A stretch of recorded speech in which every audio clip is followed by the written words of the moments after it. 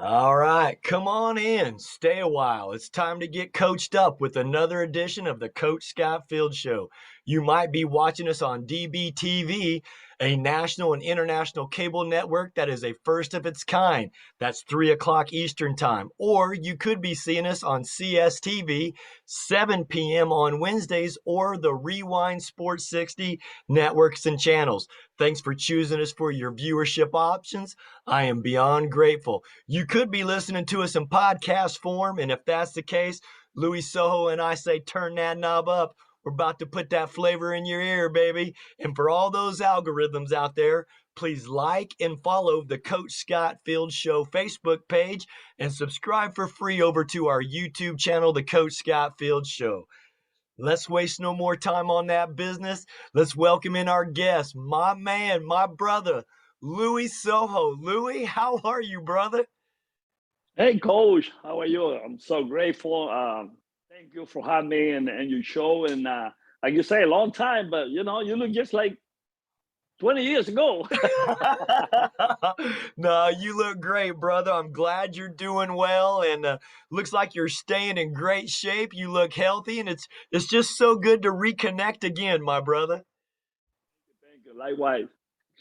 Yeah, so let's talk about it. I mean, you had a great career in baseball, known for, 4 MLB championships with wearing those pinstripes, being a Yankee. Just a fabulous baseball career. Where did all that start for you? Where did the passion of baseball get into Louis Sojo's blood? Well, that's a great question because I grew up in Caracas, Venezuela, and this is a really poor neighborhood.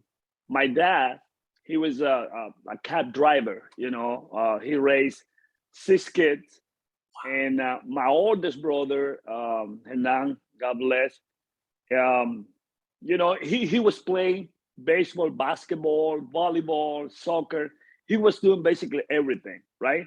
So he introduced me to baseball when I was 6 years old. Oh, That's when I started back home, and so I started playing baseball at 6, and but he always playing basketball. And something that we never talked in Venezuela, Coach, was that basketball was my still is my favorite sport. oh wow. I grew up playing basketball and baseball in the same time, and I always want to be a basketball player. Ah. Thank God, I discovered that I wasn't that very good basketball player. so, Wow. so my brother always, introduced me all the sports, and when I turned 60 years old, it was a lot of people start asking me like, "Hey, why you don't try professional baseball? Like that's not easy. I don't know because in that time in the late 70s, early 80s, there wasn't academies or scouts going to Venezuela. So I have no clue. I have no idea, right? So I play baseball and I try out for a couple of scouts who come from Dominican Republic. And, from 16 to 18, everybody's like, nah, you have no chance. You're too slow. You're too skinny. Your profile is not ours, things like that. So it seems like everything was like negative. You can do it. So the more they say that, the more I start, working harder and harder. So I started when I was almost 20 years old. And that was something like, it was my chance, to bring something to my family, to make my mom and my dad, my brothers and sister proud.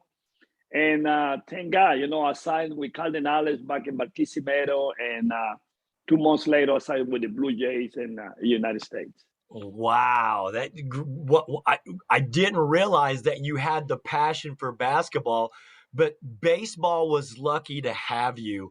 You talk Mhm. about some of the struggles that you had starting off, hearing the negativity, but it motivated you to work harder. I've spent some time in Latin America, so I saw how Mhm. big baseball is in the Latin American countries.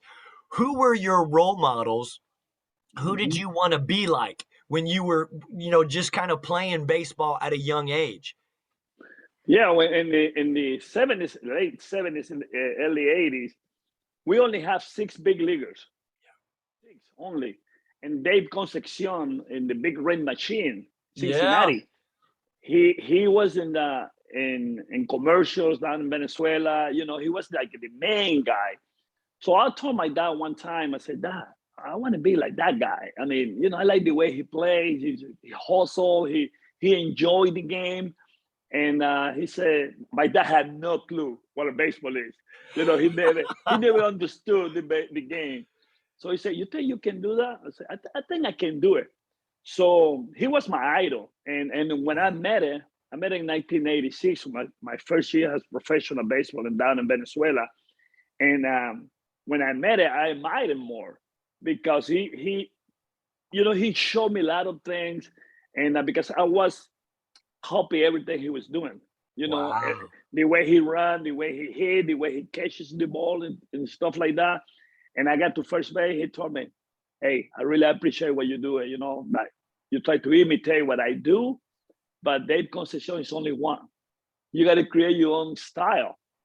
And that's what I did. You know, from that moment on, as today we are good friends. I mean, we play golf, and I mean, I love the guy. He's Oh, 75 right now, but he wow. still motivates me, and I learn a lot from him.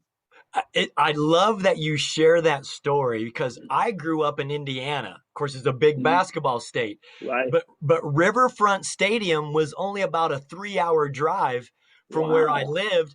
And my dad was one of my baseball coaches. And every year we would go down and see the Cincinnati Reds play. And that was Right. Pete Rose, Joe Morgan, Dave Concepcion, Foster. I mean, like you said, the Big Red Machine. So The to big hear red you machine. say, yeah, to hear you say Concepcion, it's like, man, I watched him play when I was young also, but to have him as a role model, it must have been great for you because, like you said, in the 70s, there was not a lot of TV and there was not a lot of social Right. media.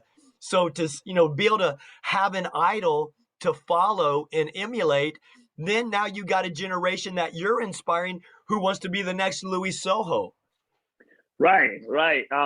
That's something that he always told me that. I said, listen, you now got the torch. You all Marty Scale, all those guys, because we see him play, we all want to wear number 13, right? Ah, And I yeah. had a good story. I got a good story about this. Please. It was my idol, right? And I wear number 13 in the Blue Jays in '93. I got released. So Ah, I say, oh, so one time we in the meeting, we have a dinner with a lot of people and stuff like that. And people ask me, why you never wear number 13? I say, yes, I did. But I got released. So screw that 13. I don't want to wear that number anymore. So everybody started laughing. And then he always wondered why I never went 13. So because I admire him so much. And like you say, you know, we try to be the role model for these young guys. And you know, I had the chance to coach in the minor leagues with the Yankee for 15 years. And you know, coach, just to be in the big leagues was something that we all wanted. Be in the big leagues for so many years and stuff like that. But one of the greatest memories for me is to teach those young guys because I know where they come from. yeah. I know what they want to accomplish. I know how they think. So for me, it was kind of easy to coach those guys because you know, it was a great time that I spent with the Yankees. You Wow. know, And I want to go back to that because you talked about being with the Blue Jays. Of course, that I believe the manager, the skipper at the time was Cito Gaston, but you guys had some talent. Who was the first professional player who took you under his wing and kind mm-hmm. of taught you how to be that professional? Who was that player? Well, in the big leagues, why in 1988, that was my first big league camp. I went Yeah. to spring training, and they took me to a big league camp. And Tony Fernandez, God bless, Oh, he was a shortstop, right? yeah. So Asai has a shortstop, and I knew my time with the Blue Jays won't be too long, Yeah. because when you got those kind of same thing happening in basketball. You Yep. have to know who's in front of you. So I was a rookie. Tony had a name already, but this guy, every time we take a ground ball, a short, he says something, like, hey, you're supposed to do this. When you play the game, you got to think ahead of time.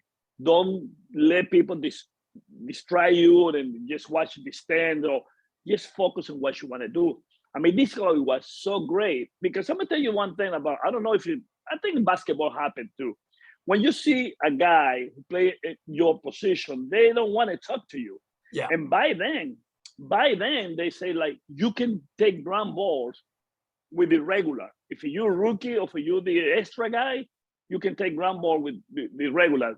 They had a finish, and then you can take ground ball. Yeah. So, but Tony always, hey, Louis, come here. I want you to take ground ball with me. I want you to learn. So I have so much respect for that guy. They really treat me well. He gave me gloves, shoes, body gloves. He really take care of me. So I always, remember Tony. Yeah, it sounds like he was kind of your mentor and was like a big Right. brother to you, and kind of taught you how to be a pro and how to stay focused and how to, work on your skills and hone your skills to be the best infielder you could be. Correct. He was that guy. And then Wow. when you get to the big leagues and you're a rookie, somebody, hey, let me buy you a suit. This is not good. This is AAA suit. You want a big league one. So those guys take care of you, and then Tony was one of those guys. Wow, great story. Ladies and gentlemen, we're with Louis Sojo here on the Coach Scott Field Show. We're sharing stories. He's talking about his passion of baseball and sports, but really appreciate him joining us here today. Louis, take us to the time, because you talk about growing up in Caracas, and I got to spend time in Caracas. Beautiful city. But again, there's a lot of poverty. There's a lot of crime. How did baseball keep you focused and away from all the other distractions that were out there? Well, that's a great question, Coach, because I think my family got a lot to do with with growing up back in Caracas. Yeah. Especially my dad and my brother. We are 8 people in my house, 5 girls and 3 guys. My dad and my oldest brother. Wow. So I was kind of, hey, watch out what you're doing. I heard that every single day from my dad and my brother. My brother left. He got married when he was 18 years old. He left the neighborhood, but he always go over there, and he always give me that, hey, watch out, I'm watching you. So I think that got a lot to do growing up, because sport always was in my life. I always play sports, and that's something that my brothers always tell me, listen, this is going to keep you away from drugs, bad people, blah blah blah, all those things. And it really worked out. Yep. The only thing I want to do, Coach, is do sports. Yep. Every weekend we do something. We play the tournament baseball. The next weekend we had a tournament basketball. The next volleyball. I play everything. So that keep me out of the trouble, which that's something that has now. I play all this year. I went to Venezuela like a month and a half ago, and I went to my neighborhood. And I tell you, it doesn't matter where you come from. You got to prepare. You can go to school. You got to take care of your family. You got to do things. Don't worry about where you're from. If your focus is to be a great person, a great family member, take care of your mom and dad, you're going to be a good people. Unfortunately, people don't see us growing up in those kind of neighborhoods because, in Petare, where I grew up, it's 3 million people. I mean, you know what I'm talking about. Caracas is like an old hill. Yeah. Houses barrio, on top of houses. Yeah. My barrio is like 3/4 of Caracas, something like that. It's huge. Wow. So I say, listen, man, we can do a lot of good things. It doesn't matter where you come from. As a matter of fact, my foundation, I think I'm gonna go there in the next couple of months or so.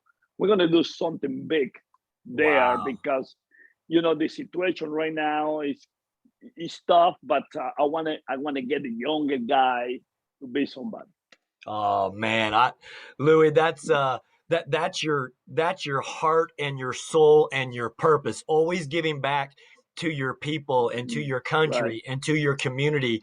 And that's something I saw in you when I was able to be around you for a while. And I admired that because you cared so much. You wanted to do things and provide opportunities for people. And what a lot of Mhm. people don't know, I got to be a part of the Louis Soho Foundation basketball celebrity Right, game. right, right. And oh man, you had Major League Baseball players there. You had some of the professional singers there that were recording artists. I was there. Coach Baker was there. What a great time we had in Yeah. Barquisimeto at the Domo.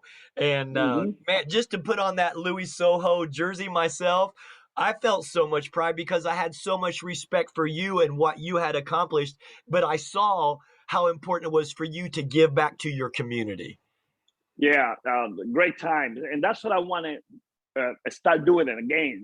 Yeah. We do that for 14 years straight, 14 years, and the country went downhill. But Yeah. the private companies and stuff like that lit the country. But now it seems like a lot of opportunities that we can come back and do it again.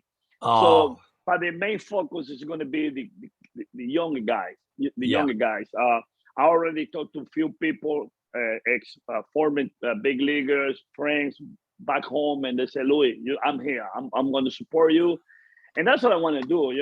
That's a great time. And yeah, I remember when you were there. I mean, you're supposed to coach, but you don't coach. I, I You have a played. good time. I went out there. I was running. I was playing. I was the skinny, bald-headed point guard. I was having a good time. Yeah, Oh yeah. wow, good stuff. Well, Louis, let's go back even further because staying focused and not listening to the negativity about you're not athletic enough, you're not fast enough. You stayed focused on your goal, which was to play professional baseball. Take us to the day where you signed your first professional contract and you were finally going to get paid to play the Right. game that you love. Take us to that day. Take us through those emotions of what you felt, the pride and excitement of that day. Yeah. Well, I want to share this with you because I think people got to know this. When when I started playing base, when I told my dad that I want to be a professional baseball, like I told you before, he had no clue, right? So baseball wasn't a priority. The priority was to go to school Yeah. and be a doctor, engineer, whatever. And he said, "No, you're not going to play baseball." So I'm not going to challenge my dad, but I was one day I said, "Dad, I want to play baseball." And he said, "Well, if you're not going to go to school, you're going to be out of my house," just Oh, like that. oh, And by then it really hurt me, but I understand what it came from. You know what I mhm. mean? Yeah. And I left home like for a week or something. And my mom went to get me in my best friend's house and said, "Listen, you got to come back to our house." And that's the first time I told my dad, "Listen, I play baseball because I think I can help you guys. We have a lot of struggle. You do everything on your power to support us, to raise us, and I want to give you something back." And he goes, "Yeah, but you're not gonna eat baseball." I mean, he was so no to baseball. That I say, "My Yeah. goodness, what should I do?" And I say, "Dad, support from my mom. I had the support from my brothers and sisters and my friends, but I need your support. If I don't have that, that's the first time. When I say that, that's the first time I saw my dad cry." And he Ooh. goes, "You know what? I'm going to support you. Let's do this." Oh. So there was like 3 years and nothing happened. And every year it's like happened. So when I get to Barquisimeto, that was the last, like you see, like my last chance because I traveled the whole country and tried to sign. But finally, I went to Barquisimeto and I spent 19 days fighting with other players, amateurs. So because they want to sign one guy out of 140 guys. Oh, so that was unbelievable. I mean, I try everything. Oh, And when they say, I'm sorry, hello. oh, oh, oh, we lost him for a second. He's telling a great story about telling his father that he wanted to be a professional baseball player, but hopefully we'll get him back on here. Again, this is the great MLB baseball player, Luis Sojo. He was talking about getting ready to sign with the Cardinals there in Barquisimeto, where I actually spent some time in Venezuela coaching the Guaros de Lara. Lara was the state, and Cardinals was that team of baseball. So we're going to get him back into the show here, and here he comes. There he is, my Coach, brother. I'm so sorry. That's okay, brother. That's okay. Yeah, I got a phone call and I don't know what to do. Hey, it's okay, brother. You were I'm not just telling good. us about competing against 140 people with the Cardinals there in Lara. And then the last, there were 7 guys, the last final guys. So I was one of them. And finally, they called me at the office. There's 2 things can happen when they call you at the office and say, that's your ticket back home, Yeah. or we're going to sign you, right? So I saw a lot of people crying because they don't make it, blah, blah, blah. And finally, Domingo Carrasquel, who was the guy who showed me the world about professional baseball and every aspect, in and out of the game, out of the field. Yeah. And he say this word, okay, play professional baseball is not easy. When he say that, I start crying Oh. because I knew something good is coming, And he goes, why are you crying? I said, well, just tell me that you're gonna sign me. That was my first thing. He said, yeah, we're gonna give you the opportunity, but this is not easy. So the first thing that comes to my mind was my dad. Yeah. I said, okay, finally, I'm going to be able to make my dad proud, because that was my main thing in that particular time. Because I know my brother was fighting with me to accomplish my goal, but Wow. nothing happened. And when I told my dad, I called him the next day. He goes like, and now what? I said, I don't know. I don't know. Wow. And the Great. only thing I can tell you is that I'm a professional baseball player. Now it's up to me. And when I signed with the Blue Jays, he said, "Man, you 20 years old. You got 4 years to make to the big leagues. If you don't make it in 4 years, you're gonna get released. And you know what's gonna happen."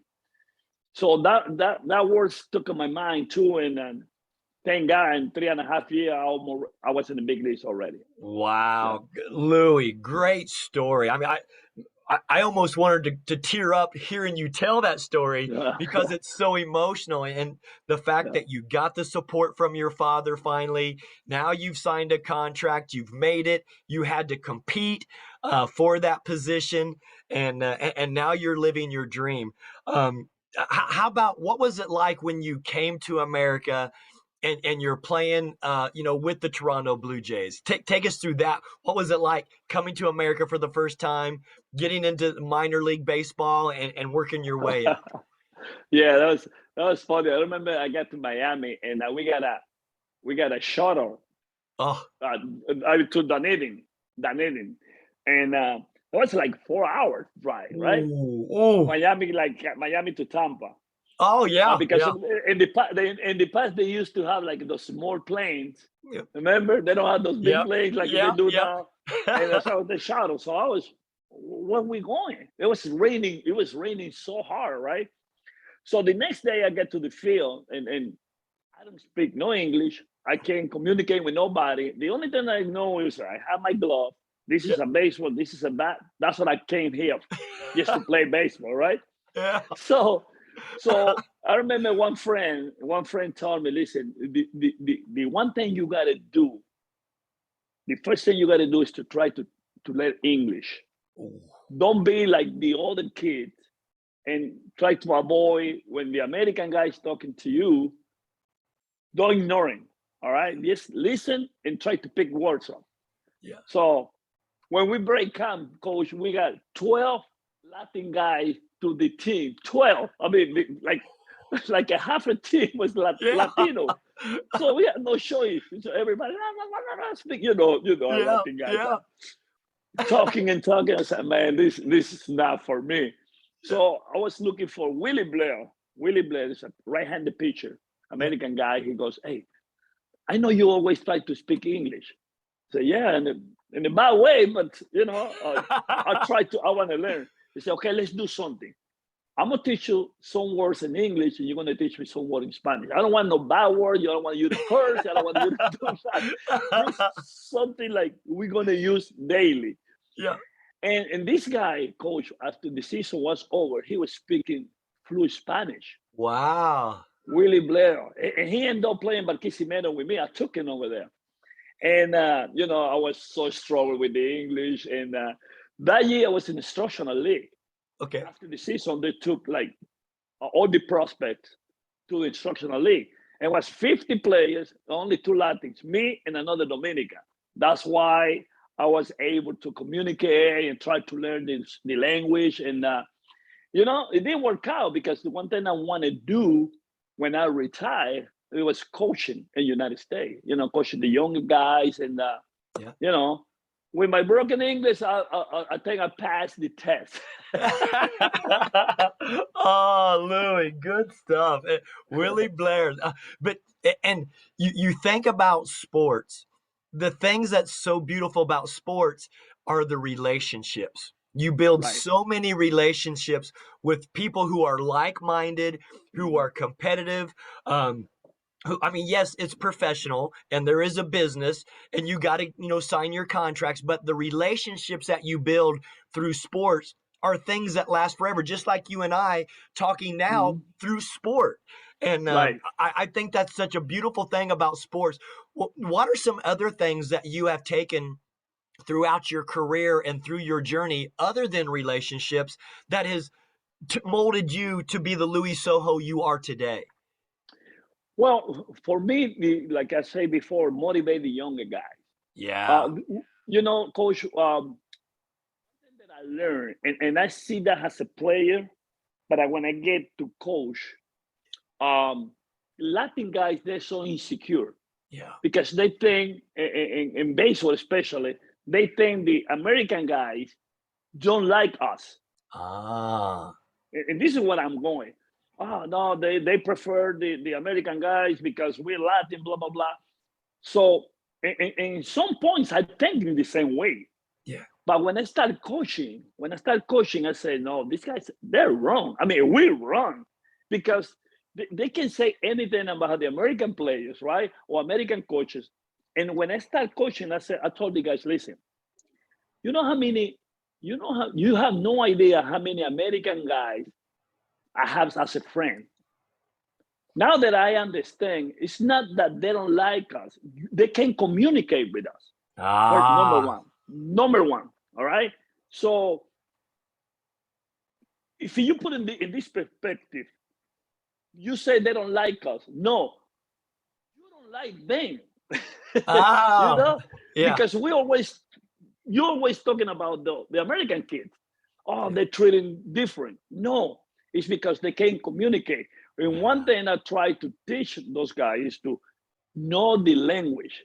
Yeah. And when I was coach, I'll tell, listen, when we stretch on the field, I don't want the Latins to be with the Latins. I always want the Latin to be with one American kid, one Japanese, whatever. But I don't want all the Latin guys to be together. Yeah. That's not the way you're gonna learn. Yeah. And a lot of kids don't want to learn the language. Why? Wow. You're gonna be here 10, 15, 20 years, my friend. You gotta learn the language. And Yeah. that's something that I realized during my career when I started coaching. I said, "Wow, we were wrong for Yeah. so many years," and that's Wow. something that I try to let those guys know. This is the way you gotta act because trust me, there's a lot of good people out there, my friend. Yes, yes. You know. Amen, brother. Amen. Mhm. You spent time with the Blue Jays. Then you spent like a year with the Angels in the Angel organization, back to the Blue Jays, and then to the Mariners. What were those? What was it like being traded for the first time, going from city to city and Mm-hmm. having a new home? Because Major League Baseball, you've got 160 games, and that's a grind, and you spend a lot of time, with preparing for baseball, practicing batting. There's so much that goes to it: the health, nutrition, the rest. What was it like being traded for the first time when you learned that, wow, this is a business? I got to take everything that I own and move to a new city. Yeah. First of all, when you get traded the first time, it's kind of tough, right? Because that's the team they sign you back in Venezuela, and that's Yeah. the team you make it to the big leagues, and now you get traded. I mean, I make it to the big leagues in July from '90. In December, I had the news. I was playing winter ball in Venezuela. I had the news that I got traded to the Angels. Oh, And I was kind of emotional and stuff like that. But then I told my wife, you know what? If they trade me to the Angels, it's because they figured that I'm going to be the guy.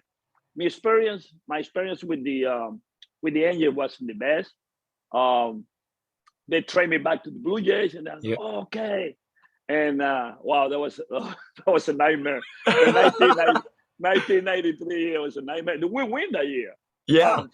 For me personally, it was like it was tough, right? So Yeah. then I became a free agent, and I went to Seattle. I went to Seattle to play for Lou Pinella, one of the best managers that I Ooh. ever played with. And I played 3 years there, and I feel like, wow, I find home. In '96, they put me on waivers. It's like kind of released me. Yeah. And I said, wow, now what? I was like 32 years old. Yeah. And I told my wife, wow. Because at 28, I was thinking about retiring because I seen like I've been moving too many times. Ah. And the Yankees picked me up in '96 and say, okay, we got a chance to win. We need a backup infielder. I think you're going to be the perfect fit for us. And my wife, she don't want to go to New York. She Yeah. hate New York. Yeah. And then when you go there as a visitor, God, it's a nightmare. Yeah. But when you play for the Yankees, it's a different story, you know. Yeah. And when I get to New York, and I told 2 weeks later, I told my wife, "Come on, you gotta come in. You gotta come. We live in Venezuela by then. You gotta come because you don't know what you're missing." And I spent 7 years over there, and I don't. In 2001, when they let me go, I announced my retirement. In 2002, I went and played in spring training because they wanted me to come back. They let me go. They released me, and I don't want to. I could have played the team, but I don't want to go nowhere else because I went to 6 World Series there. I win Ooh. four. I win four, and I see it's like it was 37 by then. I said I don't want to go to another team. Something happened. I'm going to be the first one to get released. So I already had my time. I have a great time. I enjoy life in baseball. It's time for me to go. Oh, wow. And think about, wearing the pinstripes and the tradition and George Steinbrenner and Mhm. all the great successful people in that Yankee organization. I mean, you got to be with, a younger Derek Jeter and, some of those players. I mean, even Clemons come in pitching. So who were some of your closer, was it like Jorge Posada? Did you play some, Mhm. ball with Posada? So I mean, talk about some of those names and relationships that you built with those Yankee teams.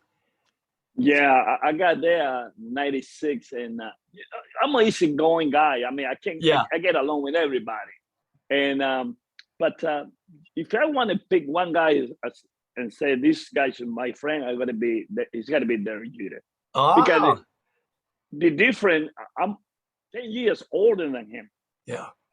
but he showed me so much. This guy showed me so much. Can you hear me, Coach? Yes, Okay, yes. It's good. let me see. Yeah, you're talking about I, Derek Jeter. okay, I'm talking about Derek Jeter, and but he showed me so much, and he was first thing he asked you was like, "How you doing? How's the family? You doing okay? Anything you need, I'm here for you." And we Wow. haven't played. and we haven't, be on the field yet. We just talking, Yeah. and I had a lot of respect for him, and but I get, like I said, I get along with everybody. Mariano was kind of great friend. Rivera. Jorge, Yeah. Bernie Williams, and Tim Raines. Tim Raines was the funniest guy I ever played with. This guy made me laugh all day long. Oh, I don't know if you remember Paul O'Neill. Paul O'Neill, when he every time he make it out, he destroyed the bench. He yeah, destroyed yeah. everything. And Tim Raines was the only guy who can make it laugh. Oh, that's great. Well, tell some of the funny stories that would go on, with those Yankee teams when you're winning those championships. I mean, did you have superstitions that, like, hey, I got to do this every time, or I got to wear my socks a certain way? Did you have any superstitions with baseball or routines to kind of help you stay on track? Oh yeah, no doubt. I think when you ask baseball player, might be basketball players too, or Yeah. all the guys who play sport. If you had a good game, me personally, if I had a good game, next day I'm going to do exactly what I did. That's I right. get up on the right side of my bed. I'm going to have the same breakfast. I'm going to try to eat the same meal. I'm going to go to the ballpark at the same time. That's right. So, It's a routine and it works, so you wanted to work routine. again. Right. I use the same batting glove, the same bat. I mean, I don't change anything. It might be a bad game, but you're superstition. If players say they're not, they're lying. Yeah. Good stuff. Tell me about a funny story that happened, like on the bench, or some interaction with some of your teammates. Wow, that's a lot. That's a Oh, lot. right. Team race always was involved. Okay. And I'm gonna tell you one thing about me and Tim Raines, right? Yeah. We Tim Raines always joking around. He said, Louis, he used to call me Lucius. Lucius, I want to dance on salsa. I want you to take me to a nightclub. I said, no, you don't know how to dance. No, I want you to go. So I want you to take me there. So I take it, right? So we had a couple beers, and we went home around 2:30. We got a next game, a day game, right? Yeah. So we Oh. got to be there like at 9:30 on the field to stretch and body practice. He goes, hey, give me a favor. When you leave your house, can you call me? I said, okay, I'll call you. So I left house and I called him. He didn't answer. Oh. It was 8:30 in the morning. He didn't answer. I called it like 4 times. Nothing happened. Oh my God. Now what? So we're stretching, and there he is, the captain. He Yep. said, hey, G, I think you should go in the clubhouse and call the Team Raines, because we had a couple of beers last night and he didn't show up. He's not here. So G didn't win, right? He went over there. We stretching, and goes, wow, he's not answering. So he was playing that day. So now your Torre started asking for him, and oh my God, he's not here. So I don't know. I think I saw him in the gym. Blah blah blah. We tried to. Cover for him. The game was at 1 o'clock. He shot at 12:30. Coach. Oh. He was. I say, team, we only had like 3 or 4 beers. I said, no man, I'm tired. Yeah, but you can get up at 10, not 12. So the end of the story was we on the bench, right? We on the bench, and we both fall asleep. Oh. And we bang heads. And we in the screen of the stadium, and people thought we joking around. And no, but we fall asleep, and then Team Ray hit me. Oh my God. That guy is a piece of work. One of the greatest teammates I ever played with. Great story. Great story. That salsa dancing wore you out, man. Yeah, so you only have 3 beers and 2 dances, and that's it. Oh, wow. Well, you mentioned Coach, Skipper Joe Torre. What did you learn from Joe Torre? Because I mean, he's just he's a baseball mastermind. What things did you take from him that you still use today? He's patient. Uh, You got to be patient, and that's one thing. When I retired, and he took me to his coaching staff, I say, you got to be patient with the younger guys. Okay, when you talk to people, you can explain to them what's the reason for it. Just say something and that's it. I mean, you can scream at somebody, yeah. but it's got to be a purpose. You know, what's the reason? Why you screaming at me? So Joe was that kind of guy. He never screamed, and when he called you at the office, nobody knew. Oh. Nobody knew. You know, it's like, hey, you do this wrong. This is the last time you're gonna do it. You're better than this. Blah blah blah. He got a lot of patience. Wow. He got a lot of patience. So early in my career, that's what I tried to imitate. I was getting a little bit excited, blah blah blah, but that's something that I still do it, and your Torre was a big part of that. Wow, I like that. So, you talked about Lou Pinella, and then you talked about Joe Torre. Were they your favorite managers to play for, and why? Mm-hmm. Well, yeah, I always say that. Joe, because he's patient, Mm-hmm. and Lou Pinella, he tried to take everything out of you. You know, Mm. if you don't play 100% with Lou Pinella, you're in trouble. Yeah. I mean, he's gonna let you know. Yeah. You know, so and sometimes it's good because you can see, and we know, you know this as a coach. You coach basketball player, and you say, "Wow, this guy's a good player, but I think he can give me more." Right. You know, and you're gonna pound it. You're gonna pound Yeah. it. Lou was kind of that guy. Yeah. You know, he said, "No, you better than this." And Lou, he didn't care. He can be the big unit. He can be Ken Griffey Jr. He will let you know. He don't care. You Yeah. know, Yo was. I mean, he was screaming at you on the bench like everybody knew it was there. Ah, you know, Lou. Yeah. He, And he's Joe, he's holding you yeah, accountable, right? He's just holding you right. accountable for your On you actions, and accountable, yeah, right, and wants to see you right. do better. Yeah.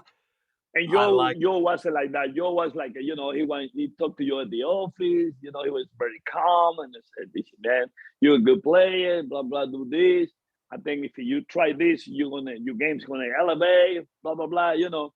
Yep. But Lou and those two guys, and I played for a lot of guys, but those two guys, I learned a lot from them. Wow, good stuff. Mhm. Ladies and gentlemen, again, you're watching the Coach Scott Field Show. We've got my man, my brother Louis Sojo, sharing wonderful stories through his experiences and through his journey. I'm sure that you guys are being inspired and empowered by the lessons that he's teaching through the game of sports. You got to play alongside a lot of pitchers. I mean, you mentioned the unit, Randy Johnson. Fernando Valenzuela was with the Angels for a short time with you. You had Mariano Rivera. But who were some of the better pitchers that you got to play with in the infield, and you saw their focus and you saw their routines, and what made those pitchers really special? Well, my time with the Yankees, we had a lot of guys. Like every time you step on the field, coach, you had a chance to win the game. Yep. Yep. And when you got those guys on the mound, you know they're gonna give 120%. Yeah. And as a player, you say, I got to bring my A game to help those guys win games. Yep. And I can mention Andy Petty, Oh. David Cohn, Oh. Yeah. El Duque Hernandez, Oh. um, Roger Clemens. When he first got there, he was like, "Oh, I'm the guy," you know, "I'm the guy." But with the Yankees, nobody is the guy. Yeah. With the Yankees, everybody's like one name, New Yep. York Yankees, right? Yep. And Roger realized that real quick. Oh. He understand that I'm here to win. So every time he step on the mound, it's like, wow, okay, put your seatbelt on and enjoy the game. You know, it's like Yeah. because you know they're gonna give you the heart. They're gonna leave everything on the field to try to win game. So those guys, and without mentioning David Wells, David Wells Oh, was another wow. guy. Yeah. So my time with the Yankees is like wow, you got a guys there like you always got a chance to win game day in and day out. Right. So Wow. Great stuff mhm, right there, Louis. I love hearing that because you had so much respect for them that, they're giving it everything. So you playing your position at second base with the Yankees, you also wanted to do everything you could not to have errors and help them, right. let's get through this inning and let's get up and let's get some runs. Correct, correct. That's the main focus for us. It's like we always talking. Gide always he always talking. During the game and wow, and as a player, Yep. when you got a guy struggler, uh, because you want to do good for everybody. Yep. Yep.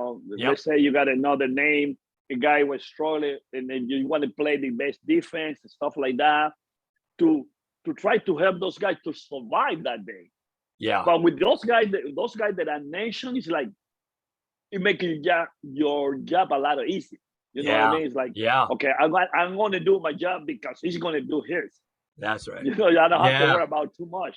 Right. Oh, yeah. Because great players bring greatness and make everybody around them better. It doesn't matter what sport you're playing, but greatness will elevate everybody else because they're going to challenge you. And, again, with the Yankees, you had a culture that it was team and the team was first. So put your sacrifice for yourself, to do what's going to, help the team win. And maybe you have to bunt and sacrifice yourself to move a player around to get a guy in scoring position for who's coming up behind you. Yeah.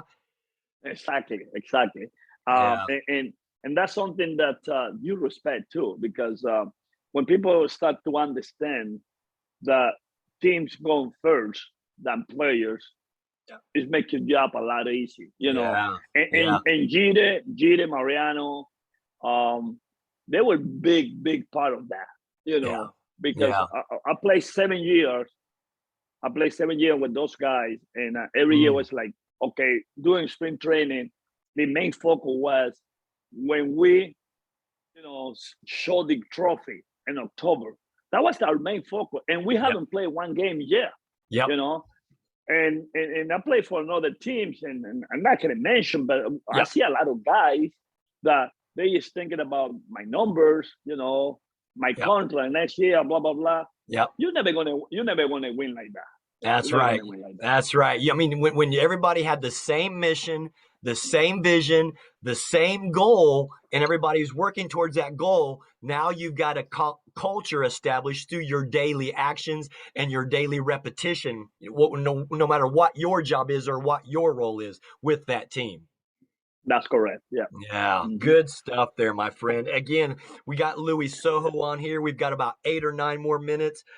When you guys would have your scouting reports and where certain players are going to hit the ball and what pitches are going to be thrown, who was it in your mind with those runs with the Yankees that that ball's coming to you and it's going to be hit hard and you had to be more focused because that ball's coming to you? Who were some of those players that you were ready for because that hit was coming your direction at second base? Well, I won't say second base, but I remember one thing. Remember the A's with Canseco, Mawai, Steinbach, Ah. Candy Lamford. Um, Ooh. they were like everybody was like 6'4", 260 pounds, Ooh. big guys, Yeah. right? Yeah. So I used to play second base, but when I play short or I play third base, Yep. when I play third base, you is like, please don't hit him over there. Please, It's coming down the I don't line, want baby. I don't want to be a part of this drum board with this guy. That was scary. That was Wow. scary, right? You see those Yeah. big guys over there, and Dave Winfield. Dave Oh. Winfield, when they hit the ball in the ground, that Oh. was scary. It's like a hitting Oh. golf ball. You- Oh, So wow. Yeah. there's a lot of guys. Ruben Sierra, Juan Uh-huh. Gonzalez. I mean, those in the '90s, those teams. Frank Thomas. My God, they're like Ooh. 6'9" with Oh, 300 pounds. I mean, big. big guys. Yeah, So like the Hawk or Hercules out there hitting that ball to you. Yeah. So Oh, you don't want it. You don't want a part of that. But yeah. going to the question is like, you used to prepare. You used to prepare before the game, and you Yep. go through the lineup. You go through the lineup. Like right now, they do like sabermetrics, analytics, and stuff like Yeah. that. Yeah. We used to do it in our mind, Yep. Yep. right? So You you read the lineup, visualize. Yep. right? And the infield coach will say, listen, do you read the lineup? Just go through and how you want to play everybody. Yep. So before the game, I had that in my Yep. head. Yep. Oh, here come this guy. Because me personally, I used to hate when the coach, hey, move it over here. Oh, Move. shift. Yeah. When they do that, it's because I wasn't doing my job. Ah. You know what I mean? So I was prepared for that, and I always try to be in the right spot. I Nobody like had it. a better range. Nobody had a better range than the other guy. Yep. It's like you prepared before things happen. Make Yep. your job a lot easier when you know, you stay in the right spot. And I that's what I love it. try to do. Yep. And that's what I do with the guys. You got to read swing. I mean, you got to read it now. Say, oh, this guy hit the ball 70%. Yeah, because if you read the swing, the ball's going to go 70% that way. Yep. So I had nothing against what they do it right now, but before the players were thinking. Yep. Now they don't think it. They just making the job a lot easier for them. Hey, there's a piece of paper for you. This is what you gotta do. Yeah, I love it. Well, let's talk about this because I know how important it was for you to represent your country and to be a Mhm. part of the Venezuelan national team. Talk about the pride and the honor that you had to be a part of the Venezuelan national team and be that guy to help your Uh-huh. country. Yeah, I always want to represent my country as a player. I never had the chance to do it, only in the Caribbean World Series. Yeah. But to represent in a World Cup and things like that, never did it because they don't have it that by then. Yeah. And when they asked me, Louis, we want you to be the coach, wow, that was something like, Ooh. of course, I didn't hesitate. I said, yes, I want to do it. And to represent your country, to coach the best players of the country and see those guys work hard to try to accomplish something for the country was something very special. Mm. Because this is what I used to tell those guy coaches. I say, listen, we're going to represent our country. Yep. If you make it 20 million, you make 10 million, you make 5 million, it doesn't matter now. The whole country is looking at you. We play for our country. So let's take that little kid that we used to be back in Caracas, Maracay, Valencia, and represent your country. And that's what they do. Unfortunately, we don't accomplish what we wanted, just to win the World Cup. But the great experience that I'm never going to forget that. Was that more meaningful to you? I mean, you got to raise the World Series trophy in October, or was it more important to you? Because I think I know your answer, but to have Venezuela across your chest, represent your country, and give back to that younger generation who are going to be the next Luis Sojo. Because you think of the players that you got to coach. What was more purposeful for Luis Sojo? Well, because it's different. Yeah. It's different, right? When you play the game of baseball, you work to sign as a professional and say, okay, you got 30 things in the big leagues. And hopefully somebody is going to pick me up. It's going to pick my talent up. Yeah. But when you represent your country, I mean, that's something like, wow. Because not too many people had the chance to have that name in front of your chest, That's right. and be, okay, I'm Venezuela and I'm going to be proud of this. I'm a USA citizen. I'm going to represent my country. I mean, that's something like you can see the joy, the face of the players when they represent their country. That's something like nothing like. Oh, see, Louis, I can't imagine, and I'm sure it probably brought you to tears as well, just to put on that Venezuelan jersey and have that uniform, represent your country. Talk about some of those players, because now Venezuela has a lot of players in Major League Baseball. And who were some of those guys that you looked out for and said, hey, don't be Luis Sojo, be better than me, just like Dave Concepcion said to Luis Mhm. Sojo.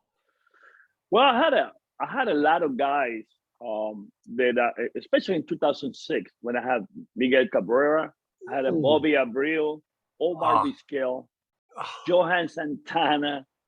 Oh wow! I mean, man. Andy Chavez, Marco Scudero. I mean, all those guys that I saw them growing up as a baseball player, and at some point, they ask you for your advice, you know, and to be able to be with them in the same clubhouse and the same dugout and coach them and play for their country is like something like I said. You can compare that feeling, you know. Yeah. And when Yeah. you go to the line, and you hear the national anthem, it's like, oh Oh, my god, it's yeah. like you give me goosebumps right now. Oh, So, but yes. that's something very special. Ladies and gentlemen, we are blessed and honored and humbled to have the great Louis Soho here on the Coach Scott Field Show. Any last words you want to share with our viewers today? Because, man, what a wonderful ride we've just shared here this last 55 minutes. But any last words you want to share with the viewers? Well, that I want to share, I want to say thank you to you is that whatever you want to accomplish in life, don't let people say no to you. You create your own destiny. You know what you need to do to accomplish that with hard work, discipline, dedication, and it's only you, right? If you don't want it, you're not going to do those things. But if you want it, that's going to be like that. So I love it. God bless everybody, and Coach Scott, very good. I had a great time, Coach. It was nice to see you and talking to you. You know, I got a lot of respect for you, and thank you very much for having me on your show. Luis Soho, my brother, mi amigo, Sí, señor. mi amor, my brother. Nothing but love and respect for you. Ladies and gentlemen, Luis Soho today on the Coach Scott Field Show. God bless you.